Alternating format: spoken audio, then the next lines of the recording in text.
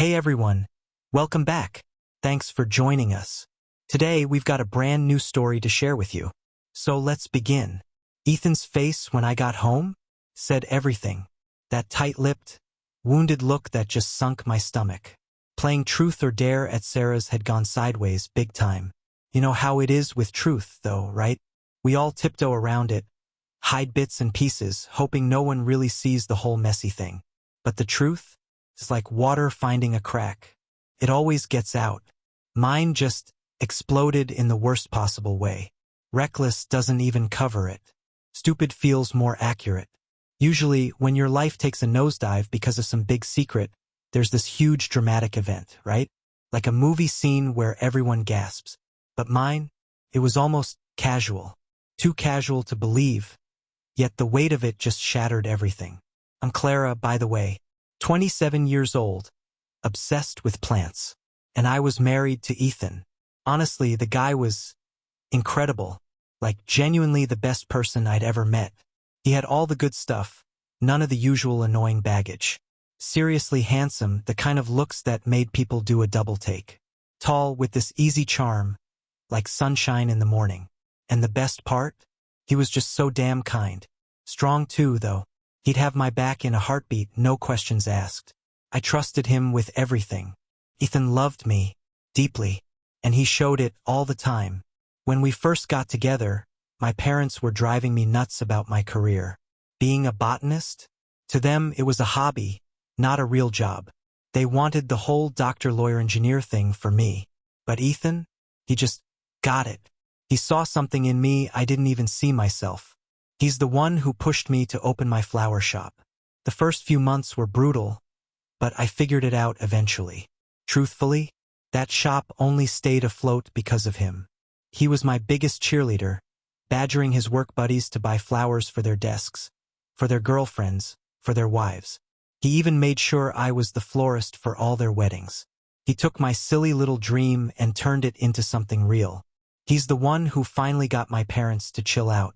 It wasn't until he started showing them the actual money I was making, sending them photos of the fancy events I did flowers for, the bigger, the better, that they finally started to take me seriously. Eventually, they laid off. Like I said, Ethan was my everything, my whole foundation.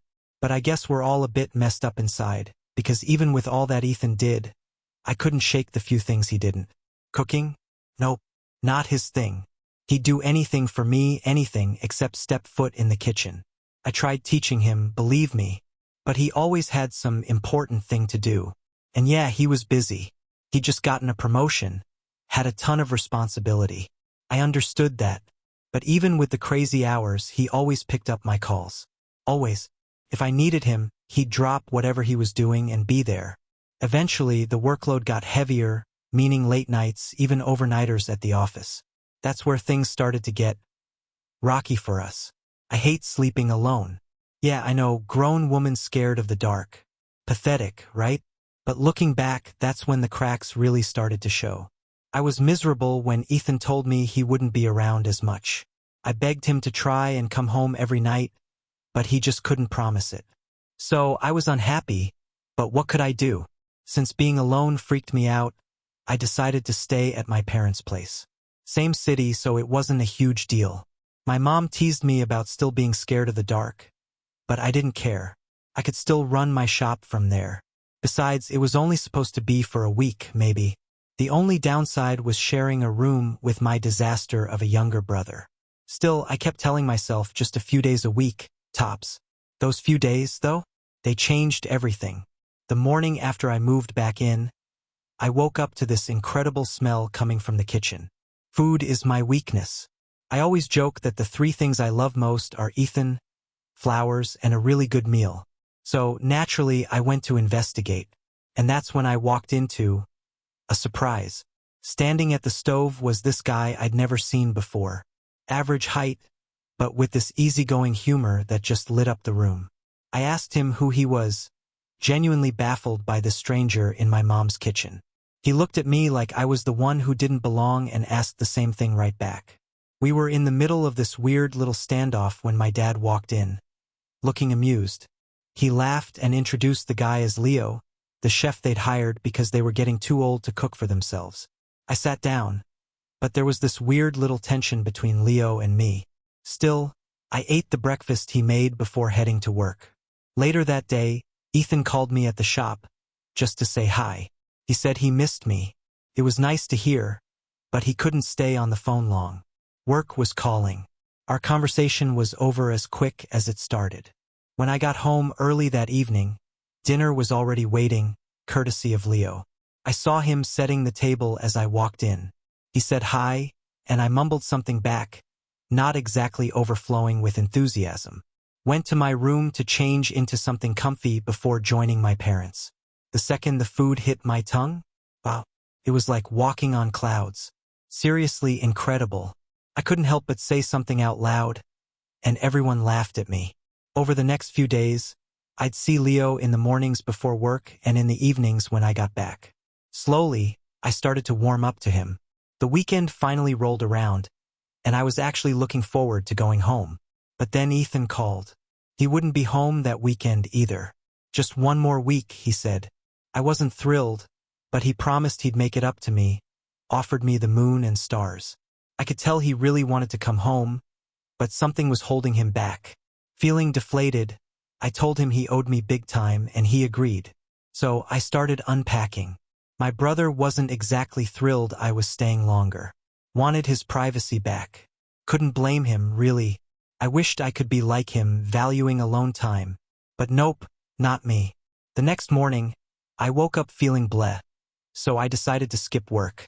Went into the kitchen for coffee and found Leo there. He took one look at me and knew something was up. Told me to sit down, brought me the coffee himself. My parents popped in for breakfast before heading out, and my brother left for work. Soon it was just Leo and me. I was worried he'd leave, but I couldn't bring myself to ask him to stay. Figured if he left, I'd just go out too. Wouldn't come back until my parents were home. But honestly, work sounded awful. I just needed a break. As the day went on, Leo and I just talked. And then he said he wanted to ask me something. Go for it, I said. He asked if it was true I was scared of being alone. My face went hot. Where did you hear that? I asked, feeling stupid. He admitted he'd overheard my parents the day I moved in, laughing about how I was still afraid of the dark and couldn't handle being by myself. He even said he couldn't believe it. Mortified, I covered my face and mumbled that it was true. Before I could even process it, Leo gently took my hands, pulled them away from my face, and just said, "Hey, there's nothing wrong with that." Just like that. He said everyone's scared of something, and I didn't need to feel bad about mine. I felt seen, understood. I even smiled at him, thanked him, then went back to my brother's room. Later, I was looking at pictures of weird flowers online when there was a knock at the door. Knew it was Leo. "Come in," I said. He walked in with a glass of juice on a tray, offered it to me, said it would help my mood and all that. I thanked him, and as he was about to leave, I just blurted out, "Stay and tell me more about yourself." I was curious. Okay? He sat on the bed and started talking. His life was actually fascinating. It surprised me he was just cooking for my parents. We talked for hours. He turned out to be the funniest person I'd ever met. I was laughing the whole time. Eventually, he said he needed to start dinner. "Can I help?" I asked. He smiled and said, "Absolutely." So I followed him to the kitchen and just watched him cook, stepping in when he needed an extra pair of hands. Felt nice, having someone cook for me. I know how exhausting it can be. I stayed with him until dinner was ready, even kept him company until my parents got back. After he served everything, he left for the night. That night, lying in bed, I couldn't stop thinking about our conversation. Leo wasn't just funny. He was intriguing. I kept replaying our chats in my head, smiling to myself in the dark. When my brother finally got home late and saw me grinning like an idiot, he asked if Ethan had sent me a gift. That's when it hit me. I hadn't even talked to Ethan all day. And the weird thing, I hadn't even missed it. I told myself Ethan was probably swamped at work. No need to bother him. Maybe that was part of it, but deep down, I just wanted to hold on to those memories with Leo. They made me feel good. happy. I slept like a log that night. Didn't want anything to mess with those thoughts. The next morning I slept in. Everyone was gone before I even opened my eyes. I was shocked at how deeply I'd slept. Usually, I'd wake up when my brother was clomping around getting ready for work. After brushing my teeth, I went to the kitchen and there was Leo. He seemed just as happy to see me as I was to see him. "Going to work today?" he asked. I hesitated. Hadn't even thought about it. I was supposed to. But when I opened my mouth, the word no just came out. I don't even know why. Flowers were my second love. I genuinely enjoyed my job. But there I was, in my parents' kitchen with this guy I'd known for barely a week, skipping work. Leo just grinned. "Nice to have some company," he said. He made me breakfast, and as I ate, I asked if he usually hung around after everyone left. He paused, then admitted he often went out to do stuff but always came back to make dinner. Sometimes, though, he just stayed. As we were talking, he loosened the tie holding his hair back. It was the first time I'd seen it down. It was long, kind of wavy, and it made him look even better. Before I could stop myself, I blurted out, "You're beautiful." He smiled, a warm one, and said it meant a lot coming from me because, in his eyes, I was pretty beautiful too. I blushed and looked away, but when I glanced back, he was suddenly right there. "Close." He looked into my eyes and said, kind of softly, "I just noticed. Your eyes are turquoise, not blue." He said it like it was the most amazing thing he'd ever seen. "It's a rare color," he murmured, and the admiration in his voice just took my breath away. My heart did this weird little flutter-stop thing, then started pounding like crazy. He was way too close. I could barely breathe. His eyes stayed locked on mine, and then he seemed to snap out of it, realizing how close we were. Our faces were inches apart. Felt like something was pulling us together. I cleared my throat quickly and mumbled something about needing to check my computer. I had to break that tension. It was getting intense. I hurried back to my room, feeling all hot and flustered. Decided a quick shower was in order. 10 minutes later, I came out of the bathroom, still wrapped in a towel, and started putting on lotion. Soft knock on the door. Then it just opened. It was Leo. Didn't even wait for me to say, "Come in." His sudden appearance made me jump. My towel slipped, just fell, and there I was, completely exposed. Leo just stood there, frozen, like he couldn't move, couldn't even blink, like he was captivated. I scrambled for my towel, covered myself as fast as I could, my face burning. All he managed to say was, "I'll come back later," before he turned and practically ran out, closing the door behind him. I threw on a gown and marched out to the kitchen, ready to give him a piece of my mind. I told him off for not waiting, for just barging in. He apologized, really sincerely, said he hadn't been thinking straight, said he had no idea I wouldn't be dressed. Then, almost as an afterthought, he mumbled, "You have a beautiful body." I just stood there, didn't know if I should be furious or flattered. Truthfully, I was a little flattered. I thanked him, my voice barely a whisper, and he took a step closer. His voice was soft. He confessed he couldn't get the image of me out of his head. I told him, firmly this time, that he needed to stop thinking about me like that. I was married. He moved even closer, like he couldn't help himself, and just inhaled deeply near my neck. "You smell nice," he whispered. I couldn't move. Still don't understand why.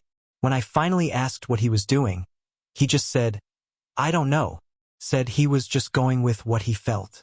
And then he looked right at me and said, "And I know you feel it too." And he wasn't wrong. I did. I felt everything. My whole body was buzzing. And before I knew it, he was gently sliding the sleeves of my gown off my shoulders. It just dropped to the floor. What happened next was intense, passionate. It didn't just happen once that day. It happened over and over. We spent almost the whole day tangled up together, only stopping when he had to start dinner and because my parents would be home soon. For the rest of the week, I didn't go to work. I just stayed home with Leo. He made me feel things I hadn't felt with Ethan in a long time. I cherished every single moment. By the time the week was over, I found myself actually hoping Ethan would call and say he couldn't make it home. But then, that Saturday morning, there was his car, parked right in front of my parents' house. The shock of seeing it was nothing compared to the wave of disappointment that hit me. I had to hide it, plastered on a fake smile, and rushed into Ethan's arms, telling him how much I'd missed him. It was a lie. He'd barely been a thought all week. He took me home, and I didn't even get to properly say goodbye to Leo. Didn't have his number. Just like that, he was gone from my daily life. Once we were home, Ethan was so excited to give me these gifts he'd bought. Usually, I'd be thrilled, and yeah, I appreciated them, but all I could think about was how much I missed the way Leo made me feel. Still, I put on a show, pretended the gifts were the best thing ever after all those weeks he'd been gone. Ethan was determined to make up for lost time. He had the whole week off and wanted to spend every second with me. He drove me to work, even stayed to help me sell flowers. After work, we went out to eat. He was really going all out. One day at the shop, he caught me staring off into space. He thought I was worried or upset, but honestly, I was just thinking about Leo. I missed him so much. Craved that feeling again. Trying to cheer me up, Ethan suggested a game night. The idea sounded so ridiculous I actually laughed out loud. You? Host a game night? I reminded him he'd never once done that. We always went to other people's places. I'd always wanted us to host, but it just never happened. And now, out of nowhere, he was serious about it. We both cracked up when I told him he was a terrible game planner, and he totally agreed. Determined to prove me wrong, he started calling everyone. Setting it up. One of our friends offered to host and gave us a time. It all came together so fast it felt weird. When we got there and walked into the living room, I froze. Leo was there, just sitting on the couch with our friends like he belonged. Couldn't believe it. Ethan had no clue I knew Leo. Had to keep it that way. I pretended not to recognize him, and thank God, Leo was quick on the uptake. Our host introduced him as just a friend who was hanging out. Asked if anyone minded an extra player. Everyone was cool with it. The game started, and it was actually a fun night. We played all sorts of stuff, but the whole time I was sitting between Ethan and Leo. Torture. I did my best to act like Leo was a stranger, but it was killing me trying to ignore the pull I felt whenever he was close. To make things worse, I was awful at most of the games, so I ended up drinking way too much. Then came the dreaded truth or dare. Never liked dares. So I kept my fingers crossed and thankfully kept drawing truth cards. Honesty over humiliation any day. The game went on okay until someone asked me the last time I'd been intimate. I just shrugged and said I couldn't remember. When it came back to me, I was asked about the craziest thing I'd ever done. I laughed, maybe a little too loudly, and said, probably getting intimate while cooking. From the corner of my eye, I saw Leo's little smirk. It sent a shiver down my spine. The next card I drew? Dare. Kiss someone who isn't your spouse. I didn't even hesitate. No drinking more to get courage. No second thoughts. I just looked straight at Leo. Felt like fate was handing me a free pass. Without even thinking, I leaned in and kissed him. And it wasn't just a quick peck. It was deep, intense, full of something I hadn't felt with Ethan since he'd come home. Felt like forever before we finally broke apart. The look on everyone's faces? Unforgettable. Our friends were just stunned, frozen. But the game sort of just kept going, like they were trying to smooth things over. But Ethan? That was a different story. His face was pure fury. He shot up, yelling for everyone to stop. I asked him what was wrong, but the way he looked at me was like I just committed some terrible crime. Have you lost your mind? He demanded, his voice shaking with rage. I told him he was overreacting, acting completely out of character, but that just made him angrier. He grabbed a bottle and threw it against the wall. Glass shattered everywhere. Don't you dare talk to me about acting out of character when you were just making out with another guy, he yelled, his voice trembling. Leo tried to calm things down, saying it was just a game. But Ethan wasn't having it. He lunged at Leo, fists clenched, but our friends grabbed him, begging him to calm down. Ethan's eyes were blazing, but Leo kept talking, which just made it worse. Hey, not my fault I'm a good kisser. Leo quipped with this smug little smile. That was it. Ethan broke free and swung, connecting with Leo's jaw.